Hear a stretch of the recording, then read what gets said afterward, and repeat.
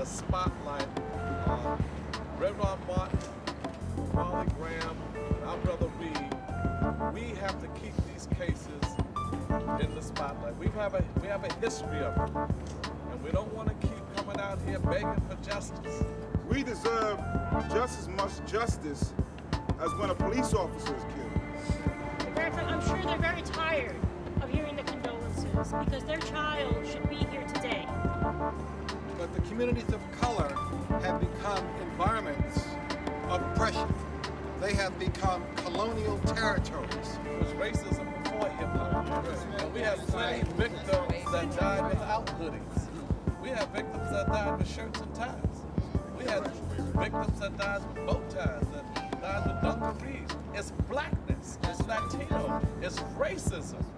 Good evening, welcome to On the Spot. I'm your host, Norman Graham. We have our political analyst, Saquan Jones, here. Thanks for having me again, Norm. Our first subject is a recap of the Trayvon Martin case. I think you had it right, the recap of the Trayvon Martin case, because the more stuff that comes out regarding this situation, the more I get sick of just the cover-ups that are absolutely occurring throughout this investigation. Okay, can I start with, we on the same page, but I like to talk about this Hoodie March here thing. Okay. Over the past week, they had people in the churches and every place else walking around with hoodies on. Yeah. I think that's sending a bad message. I understand where we're going, but I think it's sending a bad message.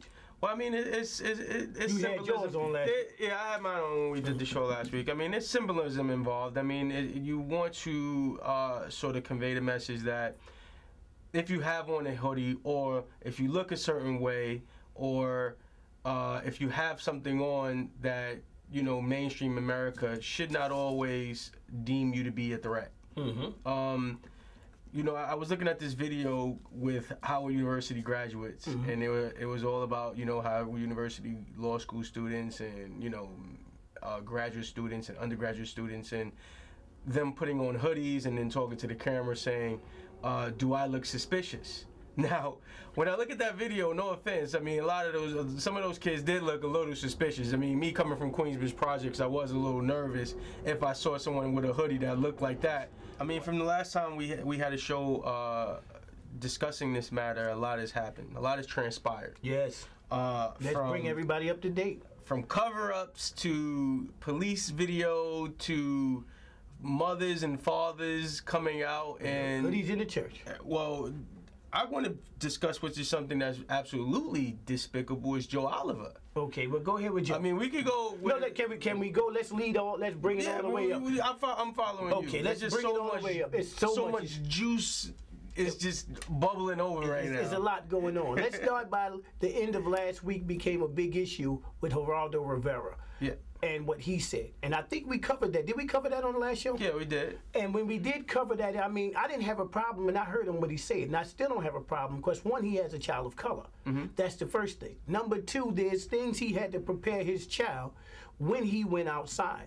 Now, a lot of people in our community, I'll say in somewhat of our colleagues on talk radio and everything else, were really upset. They felt that Geraldo had no right to say that. What is your opinion? I understood the intent, and on the ground level, I agree with what Geraldo said regarding the hoodie. Yes. I think that because of the media that he used made it insensitive, and during the time he said it, because he's on Fox. That's what I think. That's more personal, and he's on the right. He's on the right, you know, sort of this political spectrum where Fox is aligned with gun rights and NRA issues and conservative issues as a whole. And then, you know, him being of a social economic bracket that the people that he's referring to, he's not a part of. His dark-skinned son? Well, but in terms of the social economic stature that he's in, I mean, very rarely is Cruz, who is Geraldo Rivera's son that he's referring to, going to be in a situation where he's in a neighborhood where some police or neighborhood watch doesn't know who he is. If you go outside and you're a person of color, you always have that problem. No, Earl Graves' son had that problem on the train. We will always have that problem because law enforcement don't look at you like that. People as a I whole. hear you, but I mean, there's a difference between if Cruz was living in Bedford-Stuyvesant and Cruz living in Beverly Hills, California. Okay, well, So- Geraldo money's not long enough for that. Well, I mean, we don't know where her. He's been around for a long time. Since the 70s. I mean, I don't want to get off the subject here, but I think that when he said it, I understood what he meant. It's almost as like where Bill Cosby said, you know, fathers have to, you know, do what they have to do. We have black men who aren't holding up their end of the bargain, and then people try to make it, you know, into something else because he had a kid outside of his wife. Okay, well, let's go here. I understood the content and I understood his intent. I think that based off of his media mechanism or his media, you know, methodology, it was perceived as an insensitive remark towards black and Latino I people. called Ed Schultz and Ed, Progressive Radio 1600, and he was appalled with what was said. And I had said to Ed, the real problem is you're talking to the wrong people. You have a national audience, and a lot of people, white Americans, are the ones that you're talking to right now, and they don't live in our community.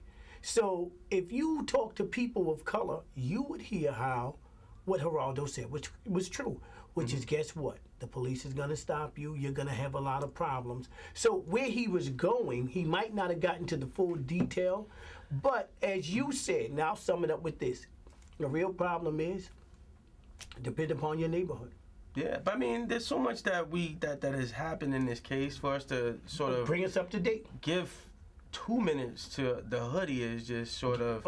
Bring us up to date. I mean, we have evidence. There's been police video of Mr. Zimmerman entering the police station yesterday. Yeah, that was obtained by ABC News. He did not seem as though he was injured to the point of a life or death struggle, like his friend Joe Oliver said. Yes. The way that he described the events, Trayvon Martin on top of him, the positioning of his gun, the fact that he did not have any grass stains on his back, the fact that it was a very casual presence. Based on that leather coat, could you see if he had?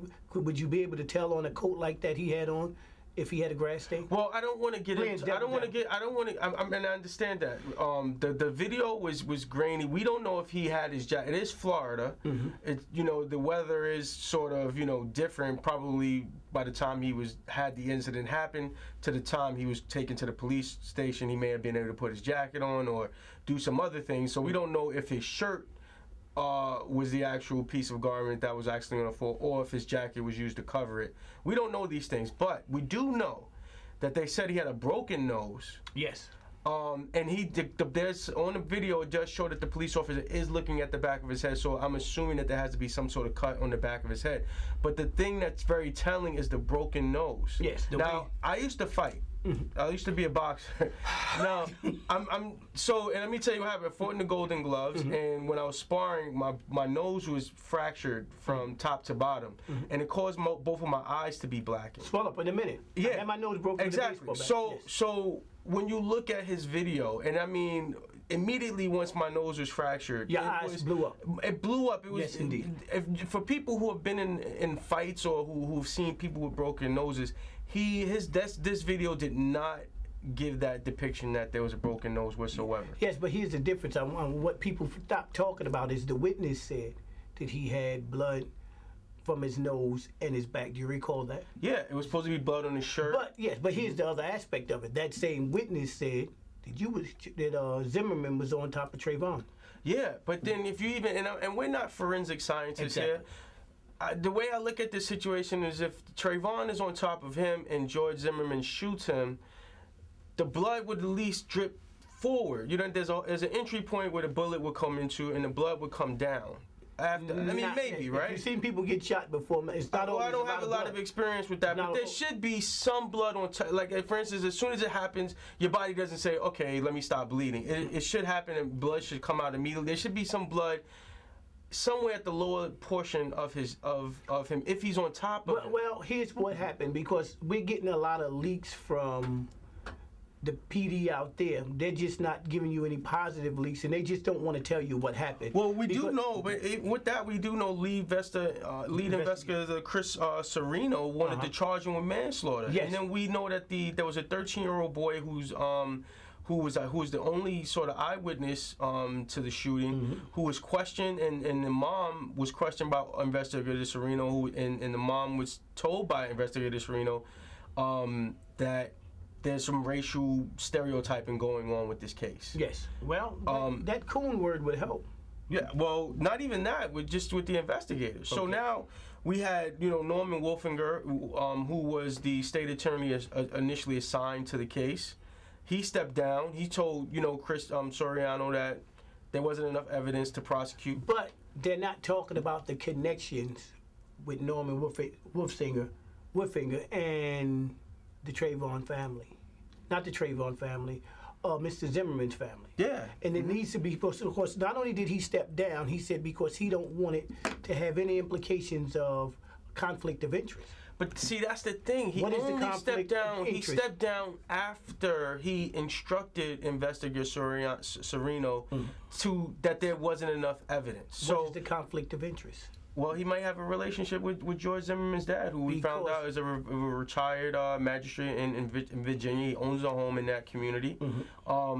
As a police officer, right, you don't just retire. You sort of gain additional networks and connections wherever you live. You don't just say, I'm Norm Graham, I used to be in law enforcement. I'm going to go to Florida and not speak to anyone else who may potentially have been in that industry. Well, the FBI is looking into this. I think people will be going to jail. There's a great deal of things that's being covered up that has to be brought out. I mean, it's unreal. This kid, I thought he would be locked up once they changed the police chief last week. I thought this would be a wrap, that he would be locked up. Well, we have the thing that's kind of making it a little weirder is that the new police chief is a minority. The new state attorney, Angela Corey, is a minor. Now it's a whole bunch of political correctness, cover up. There's a lot of things just happen in that state. And I can only imagine. There's not many people of color out there, that's for sure. Well, I mean, like I said, I don't want to get into that, but I don't want to get into race because that's not what I want to get involved in. But I just don't understand. Like, am I that, as a minority, that gullible to say, okay, you're placing all of these minorities in front of me, so now it should be, that should make it okay. I should feel comfortable with what happened and what will happen going forward. It's just, I just don't understand, how we got to this point. And I do know if Sanford police did one thing, all this goes away. If they admit they made a lot of mistakes. They made a lot of mistakes. But who's gonna say that? Because they're in too deep at this point. But because if you're they talking just about the top, yeah. You're not talking about the bottom. The lead investigator said he should be locked up. Yeah. So this is a whole different game. He was overruled. Yeah. So now, but when you say, okay, we made the mistake, whose head's gonna roll? The top. Yeah. So now, at the end of the day, someone's head's gonna roll. Yes. There's no surviving this. Professionally, politically, socially, there's no surviving this in Sanford at all.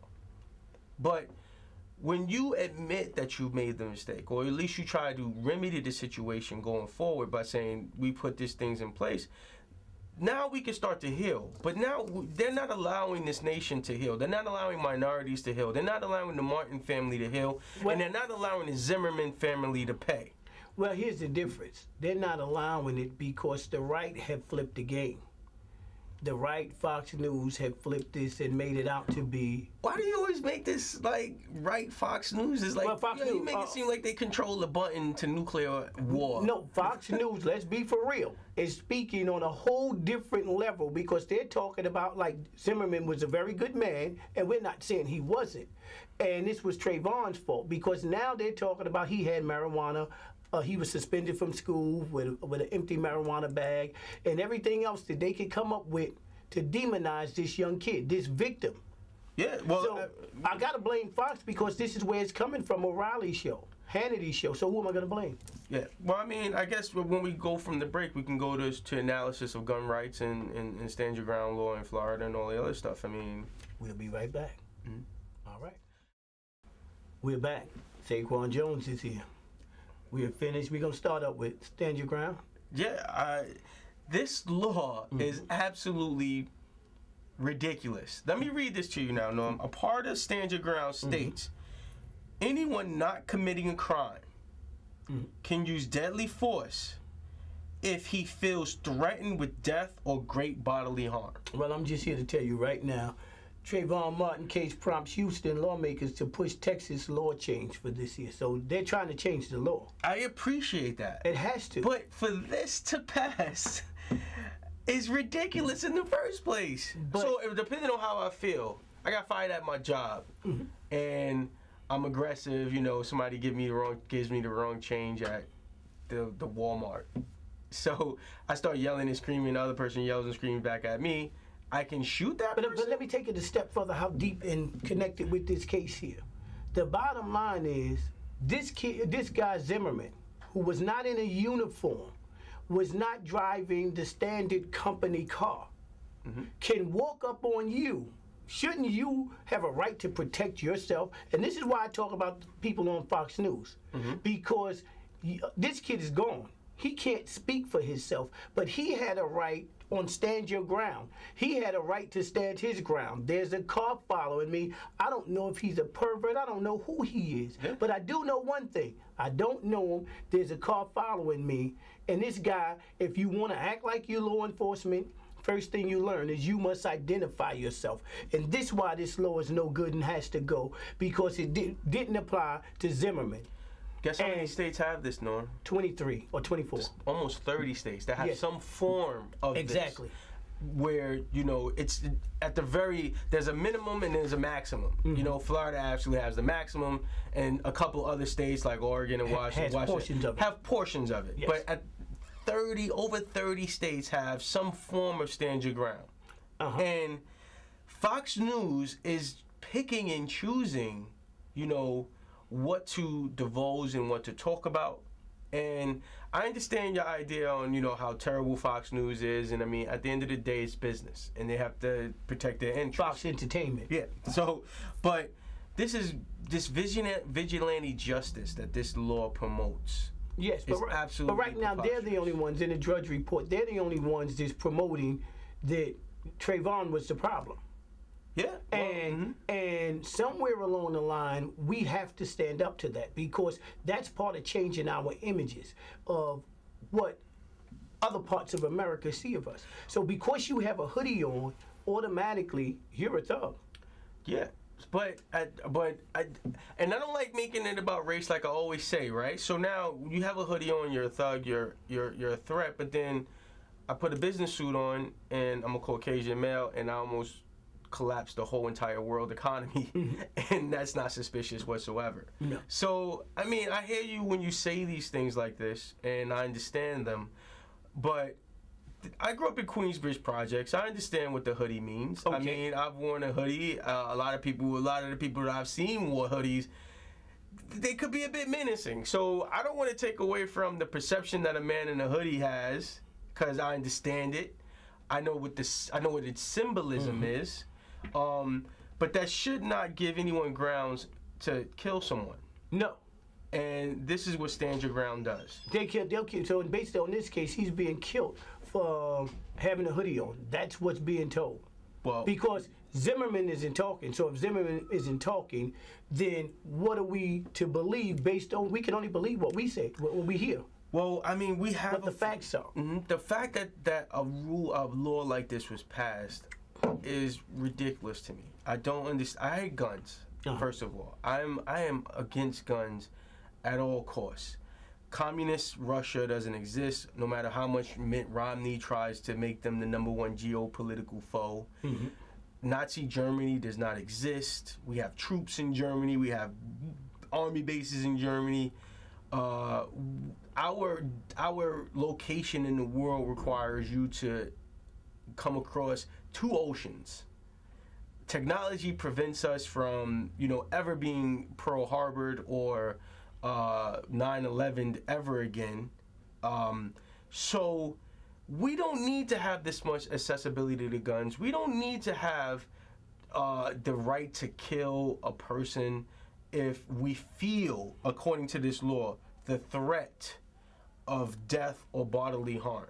Because if I lose my job, I feel those things too. Well, here's the difference. Obama almost didn't get elected if he didn't swear not to take their guns away. I understand that, and I'm so sick of guns that I believe that no one should have a gun if you're not law enforcement or the army. I'm going to take a step further and I'm going to say guns, I'm going to agree with you on this here part of the subject, that guns were more of the problem, not counting Zimmerman's perception of people of color. No, but it is the problem. You know why I say? Because people who have guns need to progress in their use. You go from shooting targets to hunting to needing to use that gun to see, and then you get so desensitized to the result of what happens to a gun when you utilize a gun that you just carry it around as if it's your cell phone. Okay, we're going to get back to gun, but I just thought of something, I want to say it. They're starting to play some of the calls that Zimmerman has been placing to the police out there in Safford, and guess what? It does have a lot of things to do with race. Of course, when he's describing everybody, he's definitely describing them by race, and they're starting to play the calls. And it was obvious these people knew who Zimmerman was. You don't even need to listen to any other calls to know that this was racial. Yes. But you don't like talking about it. I don't like talking about it, but the fact that now it's out that George Zimmerman has some Hispanic or Latino roots of some sort, or Peruvian roots, sort of now says you go from any non-black person that doesn't think that what he said was racist to any person who doesn't think that what George Zimmerman said in those tapes, if they don't think that those remarks were racist, then that is absolutely cause to evaluate the friendship of that person. So because I can't see why we even need tapes to even go back when we had coon being used. I mean, no matter what you say with Joe Oliver's trying to spin coon and goon, which is an absolute disgrace, I feel like coon was used. These effing a-holes always get away. Yes. You know, he looks suspicious. He looks like he's on drugs. Yes. I don't know why he's wearing a hoodie. It's raining out here. He was reaching in his waistband. Yeah, I mean, he got some, exactly. Like, for you not to think that this is nothing short of racial profiling is absolutely ridiculous to me. But we also know that if this was if the races were crossed in this situation, we'd have been in jail a long time ago. But with that note, we'll be back. All right. We're back with Saquan Jones. Next subject: where do Black America go from here? That's a great question, Norm. And where we have to start to do an analysis is, what do we have control over in pertaining to our imagery? I was a history major in undergrad, so I look at all these pictures of Black America in the 1930s, 40s, 50s, 60s, where you have a whole bunch of men in suits. They go out the house, you dress accordingly. There was this idea that, you know, the more, I guess, thuggish you look, the more you invite police to sort of, you know, interact with you. Somewhat. So if you're doing a crime, it's best to have a suit on to do a crime, as opposed to, you know, providing the stereotypical social elements that we see in this case with George Zimmerman. We have a generation of young men who wear their pants off their behind. We have a generation of young men who don't wear clothes that fit. We have a generation of young men who are in college, but you would never know that they were in college based off of how they dress. Hold on. Here we have a problem. NYPD plainclothes cops wear a hoodie in our neighborhood. And I meant to talk about this on the last show. Yeah. They wear a hoodie in our neighborhood on a regular basis. And when Ramali Graham got killed, in the footage that we show on our site, we clearly show the officer with a hoodie on. Now here's the problem. We are expected to know that that they're the police. All they have to do is have a hoodie on and some handcuffs. And you must assume they're the police because they're not going to show you their badge. So now, to say that they can wear a hoodie in our neighborhood, but we can't wear it in our own is first problem. Let me address that. I'm usually the only African American male in a meeting that I go to when I go to work, right? That assumption that you're having would be the assumption that the playing field is level. I can't do the things that I see. But what I'm saying is you can't even do it in your own neighborhood. Someone from another neighborhood can come and do it without it being stereotyped. But we have to be conscious of that. Okay, that's in our control. I understand that you're saying we shouldn't have to do these things. We shouldn't have to, adhere to, if a cop is in our neighborhood, we shouldn't have to, dress them, determine if they're a cop or not. But this is stuff that is in our control. Okay, but now what we do have a control of. The reason why I've done it on the spot was because he who controls their media tells their story. It's as simple as that. People of color don't control their media. So there's no outlooks for nobody where people of color can go. And then you had BET, but they're showing bullcrap. Hopefully, Puffy is getting a network. Magic Johnson, and somewhere along the line, it's going to be somewhat of buffoonery and nonsense. Show me. But that's no different. When you say that, you're no different than the stereotypes. We don't know. I mean, okay, but but when Puffy was on TV, then what was he showing? And it's not a disrespect to him. The making of the band. Donald Trump had The Apprentice. When they gave Damon Dash, he was How to Be a Baller. How to Be a Hustler. So the images that we have, they wouldn't let Bill Cosby get a thing. So until, as you said, we control our images, then we can tell a better story. Yeah, but that's the problem. But that's the thing is that, I'm glad you brought up Bill Cosby. I'm still, as a single black male, looking for Claire Huxtable based off of Bill Cosby. Exactly. So because we can control our imagery and how we're depicted in America, this is where we go. We can't do the things that, and no matter how much you want to say it, you can't do the things that other ethnicities can do. Okay. And until we are able to show that to mainstream America, that's just how it is. That's where we go. Will the Trayvon Martin case start a movement in the black community? Well, that's the thing. I hope it does. But I thought that Million Man March would. I thought that the immediate empathy that we had after the Rodney King riots would do it. I thought that 9/11 would sort of do it, but it hasn't happened. Well, in a strange way, not arresting Mr. Zimmerman could cause that. Yeah, I agree. In a strange way. Yeah. That could force and galvanize people of color to stand up and move certain ways. Exactly, and I agree with that, and I love that, Norm. And if you sit right there, you just kick back and let it keep going on. Now you have someone like Sharpton on MSNBC. You have Ed Schultz, Rachel Maddow, and Tom Hartman, as well as several other people. No, but then it also says, right, that young man who is going to get dressed can relate to relate to what happened with Trayvon Martin and may not put on a hoodie that day. Well, that's may pull his pants up, may say, you know what, I may go to jail if I keep my pants on my behind. That's what I was asking. Is the thugs go get their life together? Listen, I don't have a problem with a thug. I just have a problem with if you're going to be a thug, put a suit on. Because I know if the cops if you're gonna just dress that, don't invite being a thug to you based off of your physical appearance. Like if you're gonna be doing something, then you should not be dressed according to how you do it. You understand? And that's what I the one thing that I can't stand within the black community is that okay, I'm gonna glorify being a criminal.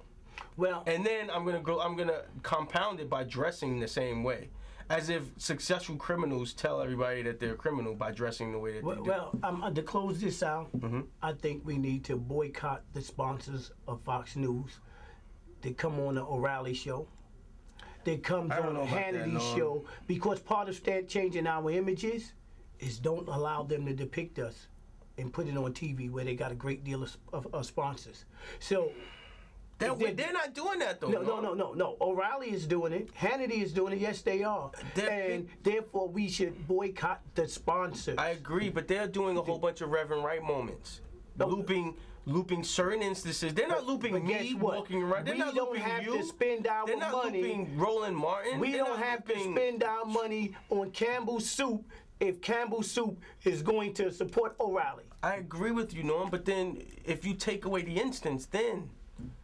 Well, we can't take it away. The instance is very difficult because that's changing the mind of law enforcement and renegade super cops out there. So that's a process. But you know what? We can't let them keep doing it to us. So if Campbell Soup want to be on our O'Reilly show, we have to stop supporting Campbell Soup. That's the start. We got to stop someplace. But then Bill Cosby, when he produced A Different World, and he had the Cosby Show, I don't think these same stereotypes existed based off the imagery that he put out. I agree. He who controls his media tells their story. We have to control our media. Support on the spot. We're out.